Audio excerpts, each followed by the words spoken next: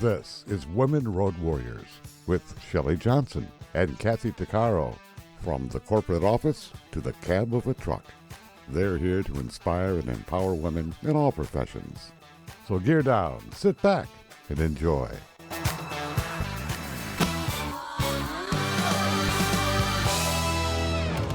Welcome to Women Road Warriors with Shelley Johnson and Kathy Tuccaro. We're a show that works to inspire and empower women in every profession and lifestyle, including the office, trucking, the trades, and even motherhood. We tackle all kinds of topics, and we work to encourage women to be their very best with informative guests and women who've been champions. I'm Shelley. I'm going to be with you today. Kathy's on assignment. No topic is taboo on our rig. We tackle the tough topics along with the not-so-tough topics. And we like to feature experts and celebrities who can assist women in being the very best they can be. Many women and men have difficulty meeting their goals when they're juggling too many things, especially when they're in business. They end up with competing priorities and never seem to get everything accomplished. This causes stress and frustration. Nicole Schmied is a 4-time entrepreneur who understands what it means to have a few balls in the air. She's a mom, the founder of SmartCookie Media, and the creator of the podcast, The Serial Entrepreneur Show, where she refers to herself as the money detective and human jumpstarter. She offers a high-energy tactical approach to help high-achieving people in business drive their dreams forward and still have time for everything else. Nicole's been there, done that. So she knows where women in business are coming from and can advise them on growth strategies. We have Nicole with us today to tell us more. Welcome, Nicole. Oh, my goodness. You certainly are an empowered woman. Thank you, Shelley. Thanks so much for having me. I'm just kind of awestruck because I'm wondering, how do you do it all? And what got you where you are today? What got you started? Yeah. So I like to tell everybody I don't do it all. That's for sure. I take the help. I feel like is the mantra more of us women need to really live by. Like, take the help. There is help, not just delegate, which I believe in, not just ask for help, but there is help waiting for you, whether it's family or whether it's coworkers or colleagues. And so I don't do it all, that's for sure. But I have been learning all my life how to be a fierce delegator. I grew up as a contractor's kid. Both of my parents were entrepreneurs, and even after they divorced, they both owned their own thing. And I have a long line. There's about 11. There's 11 aunts and uncles, and most of them all own their own thing. So no matter where I was growing up, I watched, in spite of their example, or despite the lack of example, or really great examples, I watched what happens when you try to do it all, and what happens when you figure out how to delegate it too. Delegation. That's a word not everybody likes. I think sometimes, especially women when they're in business, I think they treat the business like their baby. And they're real cautious about giving that baby to somebody else to take care of. How do you get yourself to delegate rather than micromanage? Yeah. So I have been micromanaged. So I always tell my team, like, I will be the I will be the one you work for that will ruin you. You will not want to work for somebody else, because I know what that was like. I grew up as an entrepreneur's kid, but I knew I would end up here, but all the messages I got was go to school, go work for somebody else, get that corner office, So I certainly, I did that. I went to business school and finished with my MBA and headed to Chicago and did that sort of thing. And it wasn't until I looked around and realized, are we an experiment? Are we the guinea pigs? And there are some lab coats on the other side of the wall where people are watching what not to do, because our teams were being so hardly judged, micromanaged, that I said, man, when I leave this place, and I won't do this. And guess what? I left it. I found myself in the exact same place again. And in both times I got fired. Both times I walked away with severance, because it just wasn't the right fit. As much as I would say things like, we have a $500,000 team here and we're sitting on our hands, let us do some things based on data. Executive level management didn't want to hear that, right? They wanted whatever they wanted. I can guess, but maybe some listeners have been there. And so, micromanage, right? I've been there. Oh my goodness. Yeah. I remember in my 20s, it was like, really? Yeah. I used to even say, like, just trust you. You hired us. You hired me. You hired who you believed was the right fit. Like, just trust your first self Yep. to let us do the work. And they just couldn't, whether it was ego, whether it was whatever it was. And I just, always, even managing my own teams there, I just always said, I won't be a micromanager because I'm tying someone's hands from the thing that they could be doing for us to get us to the next level. And so, Yeah. so I always knew micromanagement wasn't going to be the way for me at all. But I also had I did have really great examples around me. And I think that's what happens, as particularly as a female in business. We don't always have the community support. It's quote, lonely at the top as a type A or overachiever. Yep. I know we all want to get it right. So that means sometimes we're just trying to climb that ladder, hill, mountain, even a molehill, and just trying to figure it out. Sure. And I just knew that I could have a business or I could have a baby. And I knew that if I was going to have a business, I needed to treat it like a business. And to treat it like a business meant, how can I have a community that supports me, whether I'm hiring them or whether they are just people I can lean on until I can.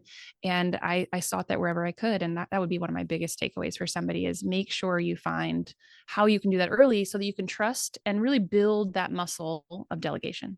How do you get to that point, though? Would you say that that's kind of a stumbling block for some people to let go when they think that they have a certain way they want to do it, but yet they've hired somebody that they know is really strong, and they aren't letting that person utilize the potential that could really grow the company? Yeah. So I find that when I'm clear, when I have felt I have been my clearest, and I do aim for this as much as possible. So that means, some people like to write it down in like an SOP, documented process and how we do things with screenshots. And let me tell you, that's a stumbling block because you're never, not never, but most of us are never going to get that level of detail there for an incoming new hire. But surprise, as a podcast host, I'm a verbal processor. Surprise. What I have found is if I can record the process, if I can show in 5 or 10 minute, videos of here's exactly how it works, what makes it work, and empower them to work through it. Try my way, try 30, 60 days, improve my way. I challenge you, please do it. But at least I've given them now the fence post, just like a kiddo or a puppy, right? Giving them this fence to run at. And I found it's not just giving the clarity and feeling confident in it, right? Because the same way I judge those other bosses, hey, trust yourself. I have to say, Nicole, you got to trust you that you did set them up with tools for success. The second part is I have to remind them, you have the logins, you have the access, you have the instructions now, but you have to get out of your own head because a new hire or a team member that you promote, they want to do it right for you too. Like you think you want it your way, they want it your way. And they start to get tripped up when they're like, but I don't really know. And so we work really hard on my team to make sure everyone knows how far and how fast you can run to that fence post. Like get there as fast as you can. Here's your boundaries. And stay out of your own head that, oh, I don't know if Nicole would do it this way. I don't know. Nope. You get the freedom inside, run all over that swing set, the playground, the whatever. And when you get there, then look back and check in. And so that's the muscle that I find more and more business owners, we have to flex because even as a mom, right? Like it's a whole lot easier for me to make the peanut butter and jelly, right? But then I'm always gonna be making that peanut butter and jelly. And so sometimes we have to let the counter get messy and let them figure it out. But we don't figure that out unless we try it. Absolutely. So you kind of give them the navigation. You're providing the lane. When you're driving down the road, you have to stay within the lane, but you might have to make a lane change. Yeah. You're giving them the GPS. Okay, this is our end goal. This is our destination.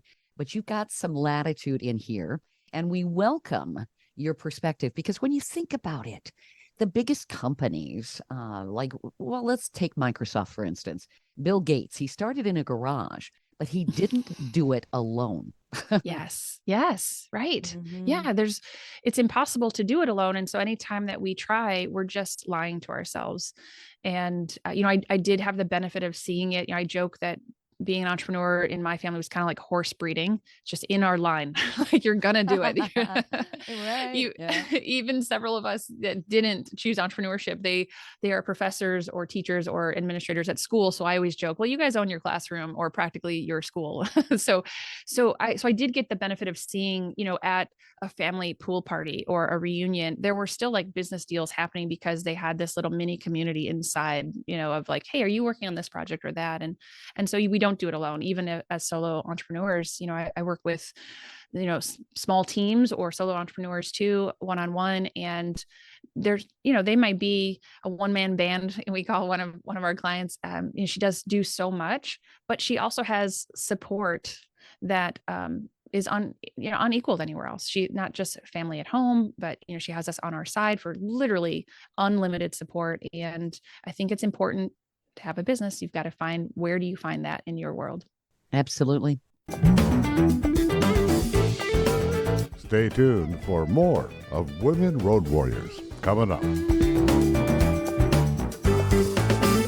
Dean Michael, the tax doctor here. I have one question for you. Do you want to stop worrying about the IRS? If the answer is yes, then look no further. I've been around for years. I've helped countless people across the country, and my success rate speaks for itself. So now you know where to find good, honest help with your tax problems. What are you waiting for? If you owe more than $10,000 to the IRS or haven't filed in years, call me now at 888-557-4020 or go to mytaxhelpmd.com for a free consultation and get your life back.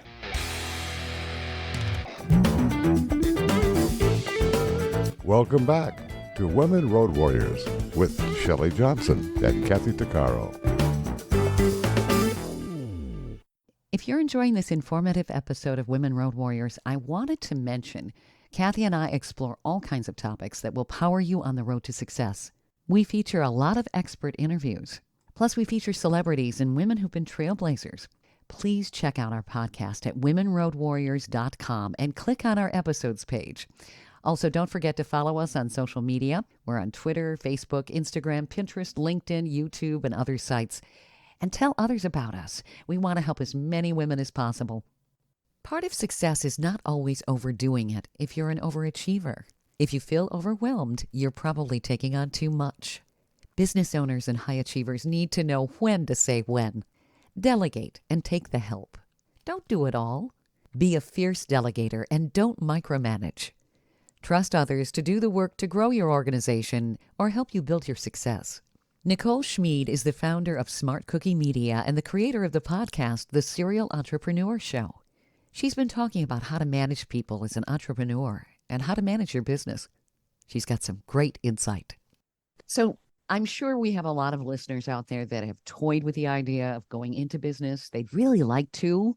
I think some people are just, like you said, in the bloodline. It's just in your blood that you don't want to work for somebody else. Mm-hmm. Maybe you're convinced of it because you've had a micromanager. You know that there's some potential out there. You've got a great idea. How do you take that step? It's scary. What is the first step and in the mindset? And what are some of the fundamentals to becoming an entrepreneur? Yeah, I love that you brought up mindset. One of my favorite quotes, and I'm not the biggest Star Wars fan, so don't tune me out if you're not a Star Wars fan. I'm not. But if you are one, I think you'll appreciate it. Yoda says, do or do not. There is no try. That's and right. So, right. So if you have that idea or you have that inkling, we talk about this on our podcast a lot, that it usually was birthed somewhere way before the moment you're finally talking about it. Maybe you had a lemonade stand as a kid. Maybe, you picked flowers out of the neighbor's yard to just go back and sell them to her. Hi, guilty. Definitely tried that. Until my dad pointed out those were actually her flowers. So it probably was, that's funny. It probably was birthed somewhere else. And I just encourage everybody, lean on that confidence of wherever you had it previously. It may have been, you realize, oh, wow, yeah, in trucking, right? So, well, yeah, my dad worked for a large trucking company. Yeah, but he might have been an independent contractor. What were those conversations around your table? I bet you they were very different from anybody else that you grew up with. So I always tell everybody, if you have this idea, product or otherwise, you likely had some confidence somewhere else before to try something, and then just take one step forward and one step forward. And it's that momentum that just causes you to build that snowball. But it's do or do not. There is no try. And if you've got that little inkling of that something, how can you not?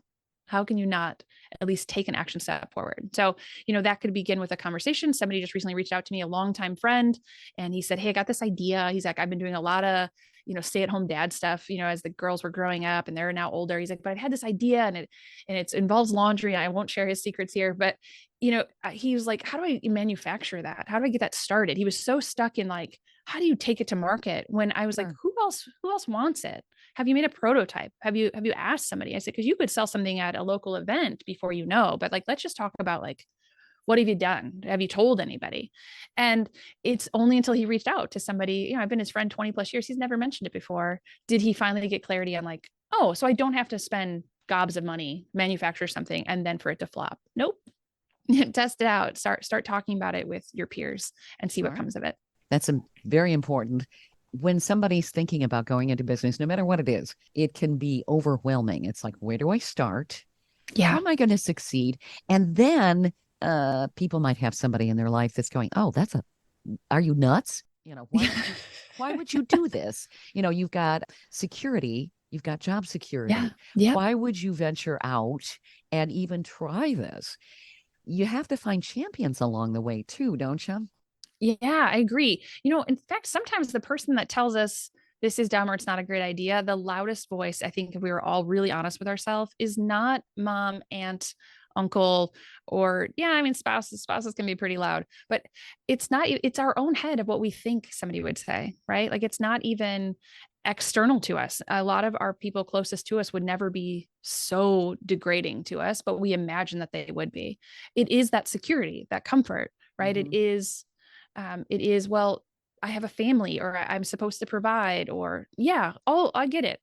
No one in this business will ever, or in a business will ever say it's easy, or there doesn't come times. I mean, I think, I think the reason why I have success now is because I watched how broke we were in the 80s and 90s, right? And was like, okay, Mhm. that can't happen. How do we solve that? How do we eliminate that problem? And it made me pay attention to marketing. So I think if that's where somebody leans like, well, I need more security, then find ways to take calculated risks. Because if you don't have your mindset right, in meaning like moving forward with, let me just take some calculated risks, you're never going to do it. You're going to just Mhm. talk about it, and you might be Sure. meant for exactly that product, or you might be meant for something else that you haven't just taken that step forward yet. So really so important to get into action, because while you're in action, you can't be thinking about it at the same time. And when you're in action, somebody shows up. I just heard a story the other day from a realtor. She said she started doing postcards like the big boys, right? I started sending them out. She's like, but I was doing it wrong. I was doing it wrong every single time. I kept going to the exact same subdivision. And somebody was kind enough inside that subdivision that worked at the post office to reach out to her and said, hey, there's a better way of doing this. I think you should know about it. And Wow. called her, and they set up a call. It only took her doing it, and doing it now she knows it's ineffective, but doing it that many times ineffective that someone was like, hey, I think you need a little help here. So you never know until you just take that action. And like you said, calculated risks. What would be a calculated risk? What's an example of that? So if someone is considering leaving corporate, and not getting fired, maybe it is starting that side hustle, Yeah. and maybe it is setting some goals, right? So I don't want anyone to fall asleep here, like, oh, okay, we've heard the goal talk, but like really, really take a look at your financials and what it really would take meaningfully. Right now you may have a certain lifestyle, but what would it actually take if you were to strip out some of that stuff? If you were to take away the Netflix, or take away the 3-week hair appointments, if you were really to take it away and knew that this opportunity would make you incredibly happy. And if you were happy, your family's happy, right? Your kiddos are happy. Yep. Maybe there's healthier dinners, all of that, but really take a look at those financials. I am a data-driven, numbers-driven, results-oriented person for sure. But the one thing that always tells us the truth is our figures. Any number that you can get on the page. So really just take a look at that and figure out, what is my runway? Could I make that runway in 3 months or 6 months? Okay, now there's some calculated risk there. Another way is test that idea. Could you get some early adopters, early buyers before you even begin working on that project? Could you have someone buy something early? And you could do that by paying attention to data. You could share something on social media. You could run a short window of time on an ad or a workshop, and you could find, oh, wait, there's data to support that someone's Mhm. willing to pay for this. Yeah. There's a couple. Well, when you think about it, marketing is huge. No matter what kind of business you have, there's marketing involved. Word of mouth is absolutely powerful. And I think that a lot of people, depending on the business that they're going into, are a bit daunted by social media because there's so much stuff out there.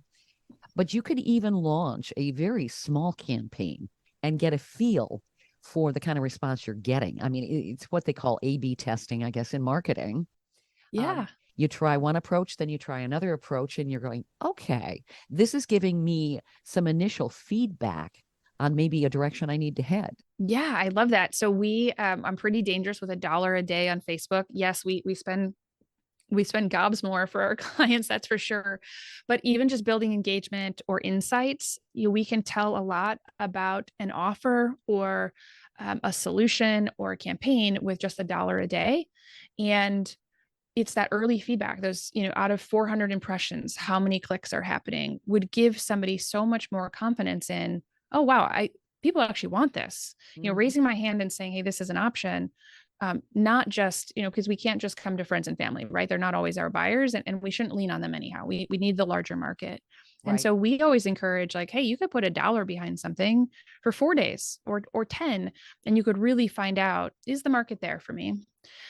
We also test any message and image.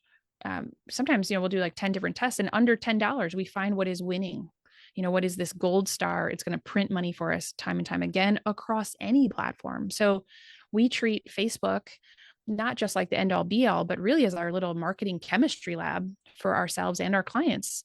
And so we walk in there like with the virtual lab coats that we have on, just pretend little white coats, and just be like, okay, let's test a few things. Just like you said, an A/B. So test this picture against this one, test this message against this one. And it's really empowering. It really gives you that next step forward. And it tells you when you're right or when you're wrong. And more importantly, the market is always right. So you just have to be listening.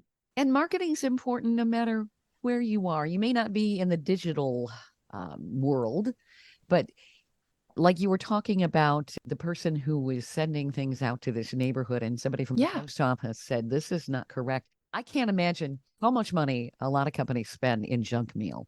And some of these things are super expensive. That they, high glossy marketing materials that they're sending out. They're paying for the postage, everything else, and it ends up in the trash. I don't look at it. Right. Like, why are you sending me this? Retirees, I guess a lot of them like getting that stuff. I don't know, because nobody likes them and they can't get any notes or cards from their friends and family. But the average person isn't going to, they don't like having to pull all that stuff out of their mailbox. I mean, you have to find an effective way to message your target audience. So true. So true.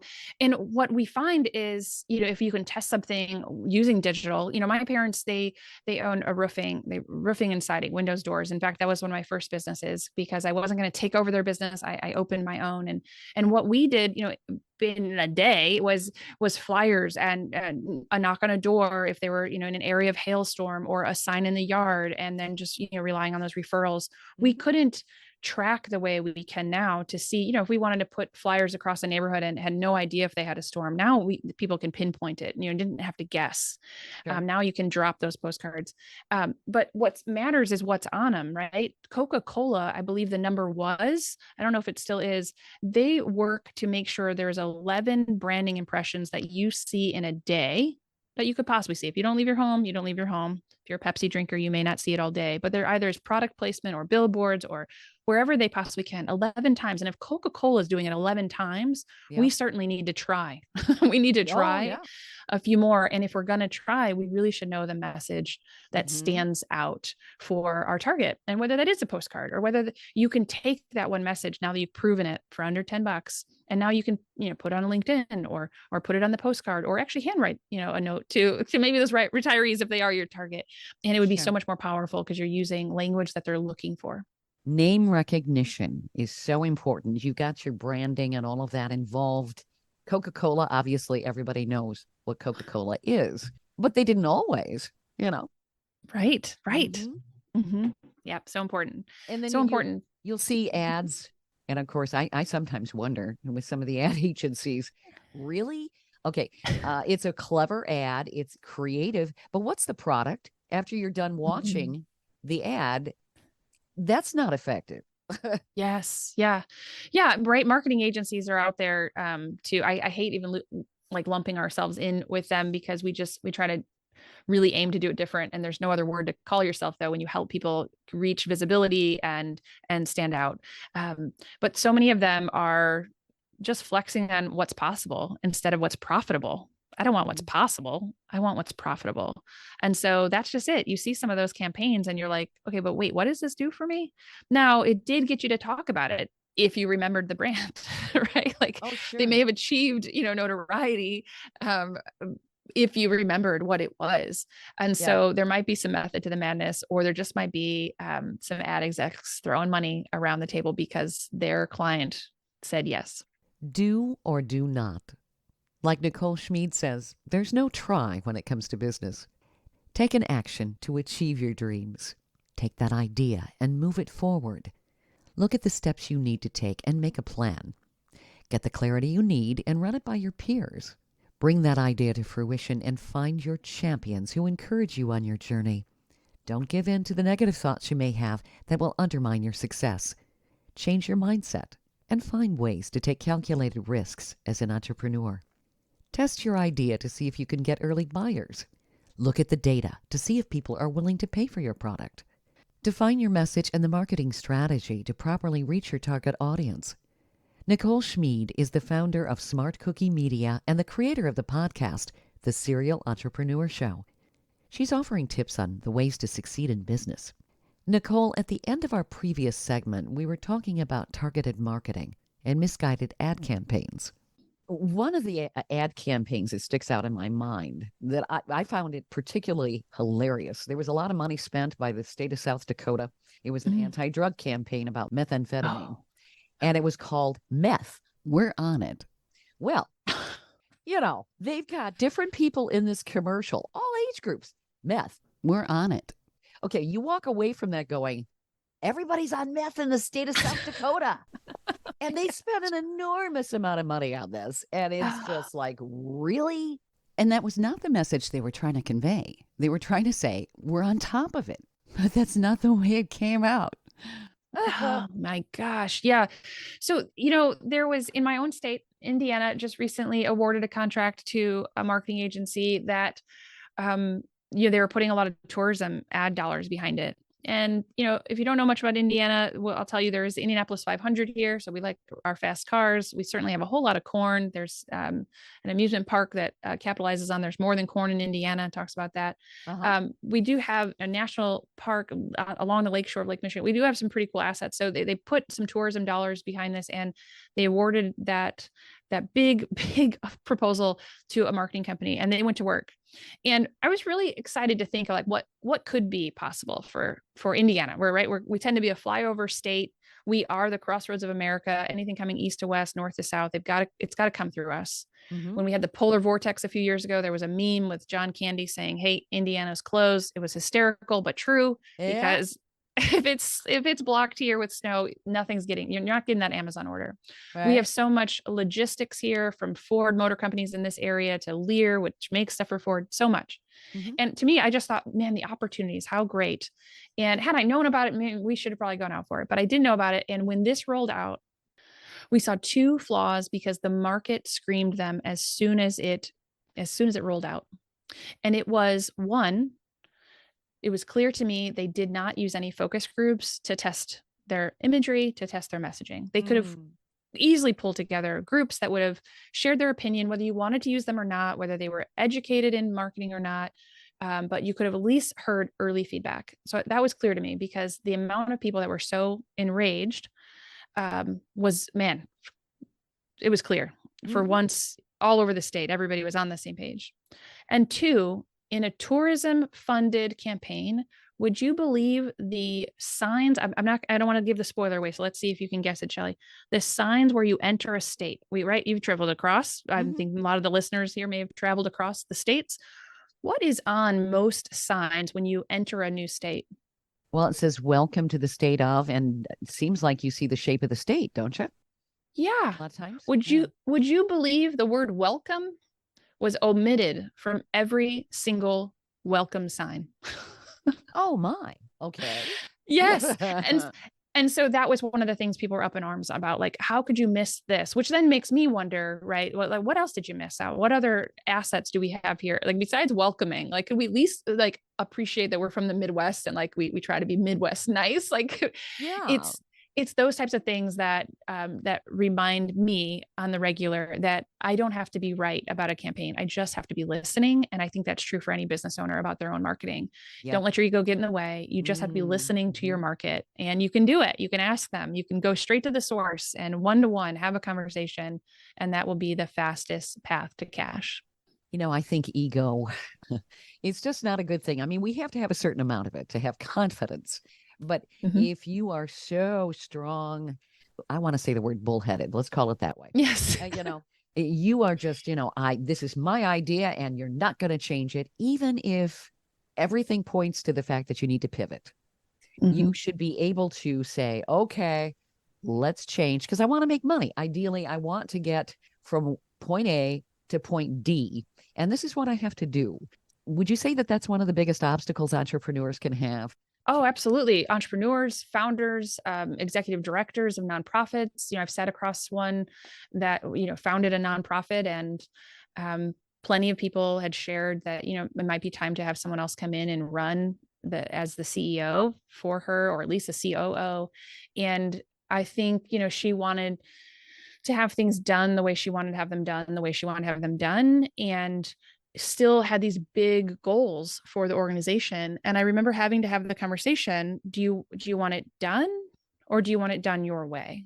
Because those are two very different things. Do you want to make money, or do you only want to make money exactly your way in this little tiny way? Because if you want it done, you want the project to be completed, the multi-million-dollar building to go up, or do you want it to be done your way? What's more important to you? If you're about serving the community, I would say it's the first one. Get it done, get it up. And I think it's when somebody can step back and say, okay, maybe I'm not Steve Jobs, right? Steve Jobs had a thing about buttons. He didn't want buttons on the phone. That was his own thing. There's talk about, where that comes from for him, but he didn't want it. He didn't even wear buttons. He always had a turtleneck on, right? That was about him and his vision for a product, maybe based on some research. I'd like to think that he looked at the data, that this could make things different. But if you don't have that behind you, or you haven't had that level of success, then maybe you start listening to market. I'm not saying ever, I will never ever say, listen to your peers, your colleagues. No, listen to those that have their wallets out, warmed up, and buying, not even from you, but buying your type of product from someone. And that has to push your ego over to the side really quickly, I think. If your goal is to get it done, and like you said, point D, let's make some money here, I think ego goes away. Yeah, because if you're not making money, then it's a hobby, and a very expensive one. Yes, so expensive. And nobody wants to say, yeah, I got this really expensive hobby. No, the only people that make money off of that is your accountant, who's just going to write off all these hobby expenses. Nobody, yeah. Right. And the IRS only lets you do that for a couple of years. And then they're like, nope. That's right. That's right. Yeah. Stay tuned for more of Women Road Warriors coming up.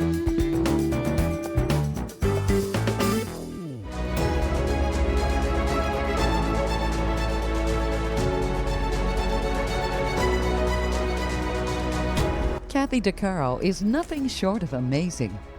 She not only drives the world's biggest truck as a heavy equipment operator in northern Alberta, Canada. She's an international motivational speaker and the author of Dream Big, an autobiography about overcoming a lifetime of trauma and abuse that led to dreams of success. Kathy inspires people the world over to change their lives and improve their self-worth. Her book will change your life. She's passionate about personal growth and believes anyone can change their circumstances and overcome their obstacles if they believe in themselves. Her life will amaze you and seriously inspire you. Be sure to order a copy of her book, Dream Big, on Amazon.com. Welcome back to Women Road Warriors with Shelley Johnson and Kathy DeCaro. When you're in business, you need to be keenly aware of your target market. Listen to your customer. Don't be afraid to pivot if there's a new direction identified. You must be flexible to achieve the end goal. Don't forget your mission and be able to adapt. Get your ego out of the way and observe. Look at the data when you can. Listen to your customer and those who have their wallets out and are prepared to buy your product, and make the change when necessary so you can succeed and appeal to your target market. Nicole Schmied has some tremendous insight for business owners.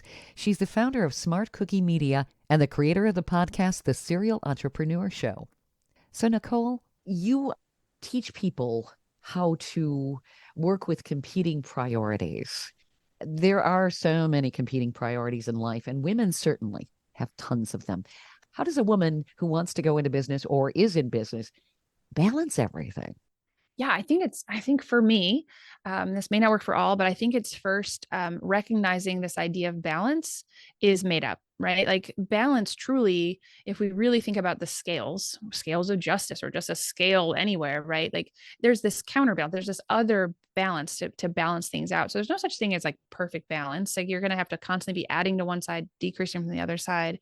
That if you really just take that concept and run that analogy all the way down, there's no such thing really. You have to, it's a constant progress. If you were balancing on a tightrope, right? It's this constant effort to get there. And I don't think it happens ever as quickly as we want or how we want it, right? Like I want it to be nice and smooth and super easy.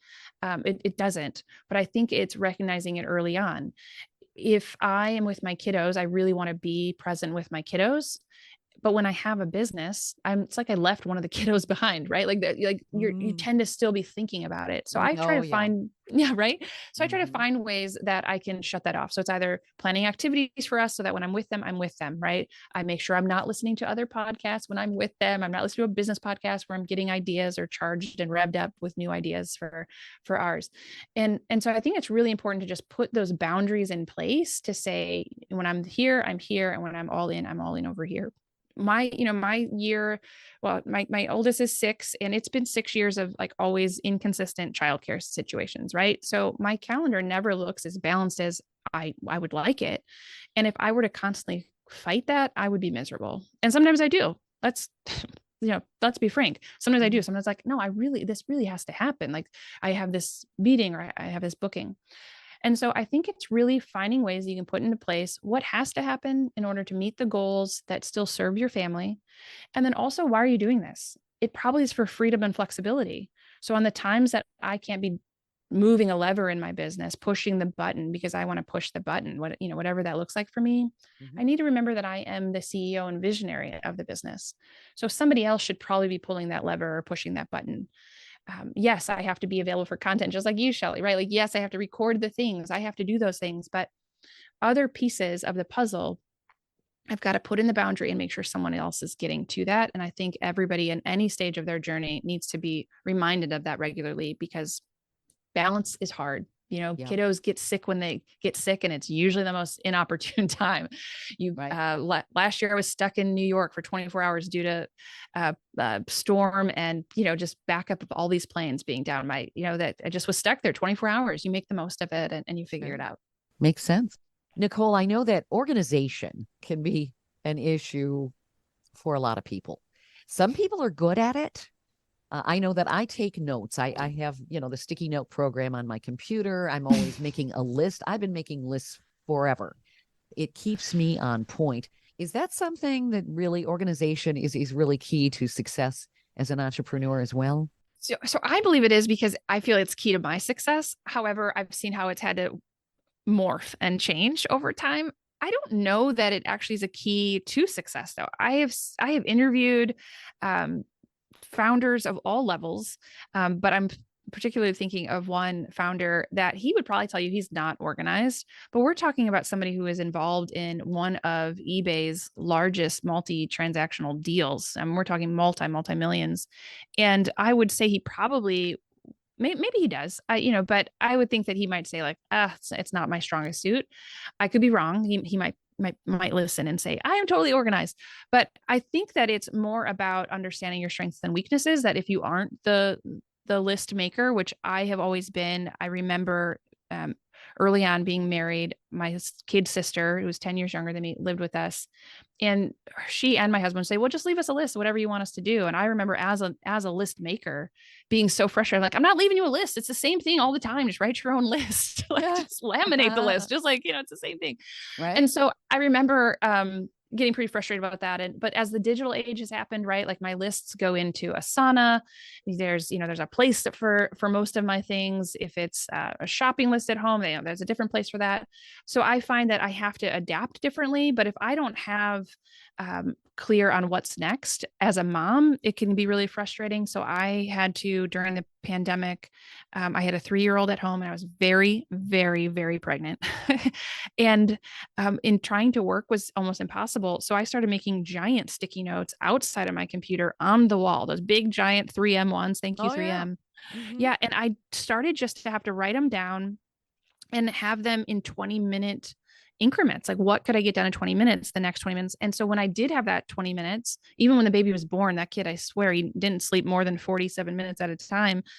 I could go straight to that board and just be like, this is the next thing I can pull off. And I think that's what's key, is being able to do that and regularly, if it is the word pivot, but just find a way to get the things done that are going to move the needle forward, not to be busy. Nobody needs to be busy. And Right. in interviewing serial entrepreneurs, so those that have multiple businesses or multiple product lines that they're responsible for, you have to find what works for you today. And then that Sure. may change a bit tomorrow. Makes sense. And I think having those reminders make you feel a little bit more in control. When you're Mhm. talking about those sticky notes, I've put them Yeah. on my bathroom mirror before. Yes. You know? Yes.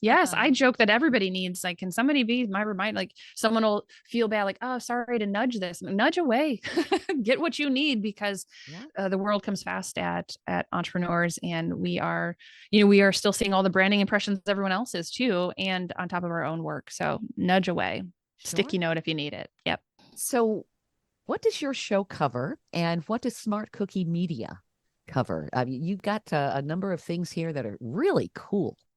Thank you. Thank you. So the Serial Entrepreneur Show is a show that I co-host with a longtime friend. We met in undergrad. I went to business school. He went to law school. We are still friends somehow, despite him being an attorney. No, he's always got my back, always looking out for me. And we were always having business conversations. And I found that during a time audit of my time, I was doing like a 7-day time audit, that we'd have these conversations. And while they were great for us and they were friendship building for us, they weren't getting to that business owner who needed that information, nor was that business owner even going to listen to us, maybe in some cases, right? And I said, you know what, Matt, we just need to turn the mics on already. And he's like, what? And he's like, aren't you going through a time audit? You don't have time for that. You're right.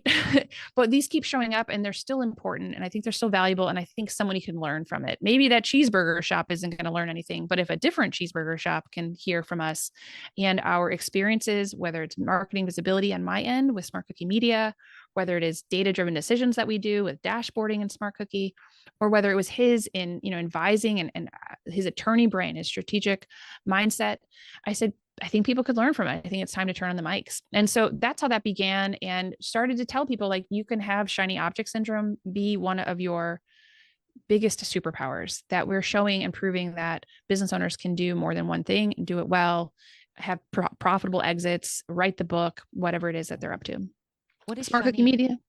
What is shiny object syndrome? So it's been like this little like coin term we hear more and more, that entrepreneurs are just about the next shiny thing, that they're trying to like jump to the next thing and next thing, or as a business owner, we just want, let's try that campaign. We're looking for this magic bullet all the time, or squirrel, we get distracted with something. Right. Right. Yep. Yeah. And so people tend to feel like they're going in all different directions, and the voice has been so loud from mass media of like, you have to niche down, stay in your lane only. Don't get distracted. You're not going to win unless you work on this thing for 7 years. When really we've watched that some of our guests, their biggest idea, their most profitable idea has sometimes come from a whim, a conversation over lunch, that if they didn't pursue that in some way, they wouldn't be where they are today. And that's what we love to share, is those stories of hope for somebody who does have, I think entrepreneurs by and large, they have lots of ideas. It's finding some organization around the one to move it forward. And then maybe you get a car or truck full of tires of your 4 ideas or more, but it's taking one thing at a time. And so we try to point the way in how you can do that. Makes sense. Mhm. Throwing enough mud on the wall, probably that can stick sometimes, but it's not always effective, is it? No, it's not. So it's really having that clear path forward. And I think though, when somebody isn't willing to pursue that other idea because of what some outsider has said, oh, you got to stick with it. But what if that other idea is more clear than your first? Like, you have to know how to listen to that intuition as well. So does SmartCookie Media work with all kinds of businesses? We do. We from doctors of physical therapy. I've helped personally helped an underfunded candidate for Congress win his congressional seat just a couple years ago. We work a whole lot with service-based entrepreneurs, so all across the country, parts of Canada too, a couple in Australia, but that time zone's really hard. And a lot of our business comes from portrait photographers, and they are like a referral source for us because number one, they all know each other, but number two, they serve the type of people that we love to serve too. So whether that's professional service providers like financial advisors, attorneys, those regulated folks that aren't sure what to do with their marketing sometimes because there's so much compliance, we help and serve a lot of them. And we found ourselves now starting to produce podcasts for others as well. Podcasts are super popular. I think they really took off during the pandemic when people were like, okay, what can I do with my time now? Yeah. Mm-hmm. Well, I'm drinking my glass of wine because I can't go anywhere. The memes that were out there all over the place. But it is an effective way to create brand awareness. And people have good takeaways because they can learn about the business, but they also maybe have some help tips, how-to tips. People like that. Mm-hmm. Yeah, they do. And, it fills up our day a little bit differently, right? Like I'll listen doing either a chore or, from one appointment to the next. I'm not taking a call sometimes in the car, so I can, make sure I heard that latest from this person or that. And they're giving us something that we couldn't always get before. Yeah. And it's bringing the world a little closer together too. I think it's been a really, really powerful opportunity for a lot of businesses. Well, it's very user driven. People want to kind of control their content. And frankly, I think a lot of this radio did to themselves. They stopped really kind of serving the local market, if you will. So people got sick of listening to syndicated shows all the time. So true. Good point. Good point. So they started going to places like Pandora and making their own radio station. And I think that's where a lot of this all came about. The consumer wants what they want. They can choose now. And there's so many options. And so Indeed. that is a great place for a company to showcase their services for sure.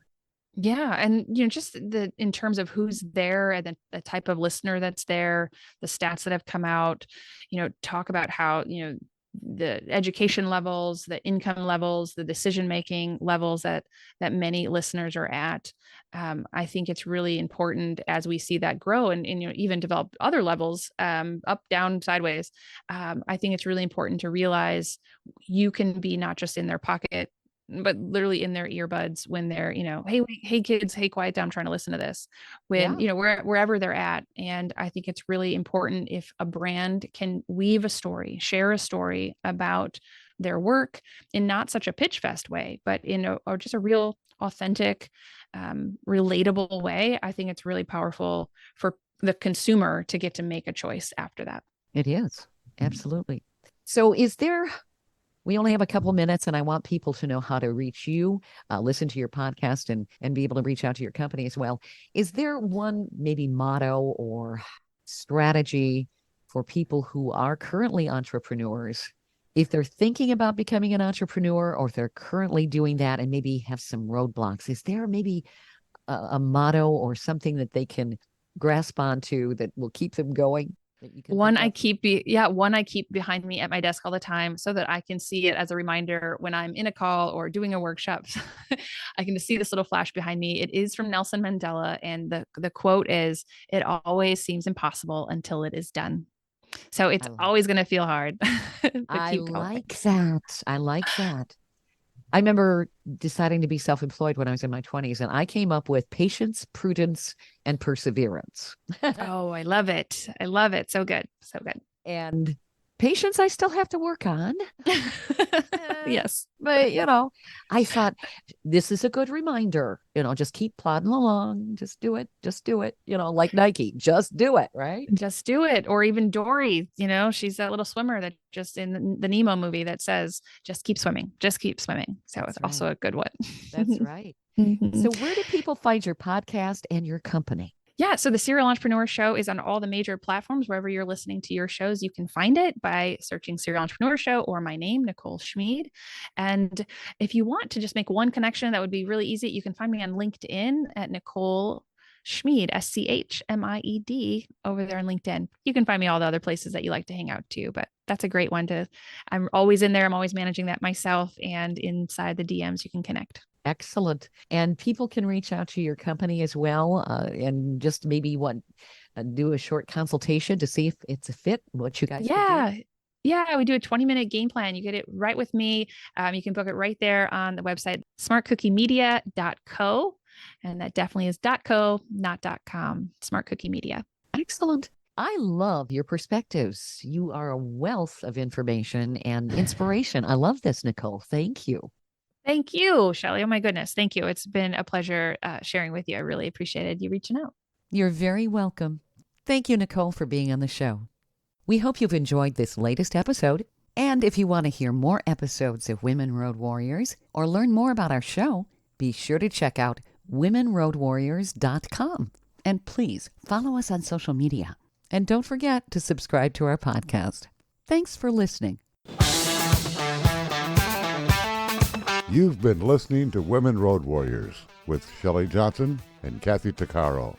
If you want to be a guest on the show or have a topic or feedback, email us at sjohnson@womenroadwarriors.com.